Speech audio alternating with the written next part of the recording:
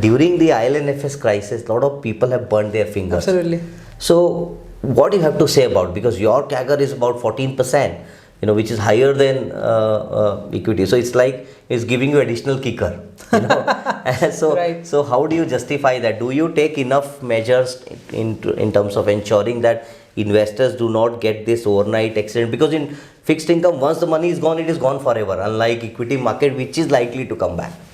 Right दो तरह से मैं आंसर दे सकता हूँ. पहली बात that the IL&FS and the crisis which happened, most of the returns, the losses happened due to AAA companies defaulting, including IL&FS, right. Well said. उस सब का बोझ BBB को लेना पड़ा और A को लेना पड़ा, because but if you look at them, they are extremely strong companies there which never had to, which never had anything,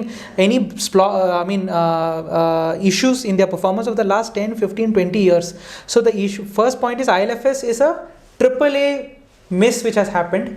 The second point which I wanted to say is that when you are investing in equity, जैसे Bajaj Finance में आपने पैसा लगाया, if you had invested in nothing and put all your money in Bajaj Finance, you would have beat every mutual fund manager out there today if you did that 10 years ago. कुछ करने की ज़रूरत नहीं है, because there is a chance in equity for it to become a multi-bagger 100 time 500. Agreed. In debt, it is not like that. Right. Upside is 10, 12, 14, 15%. Downside is 100%. Correct. So in debt, there is no joy in having concentrated portfolio.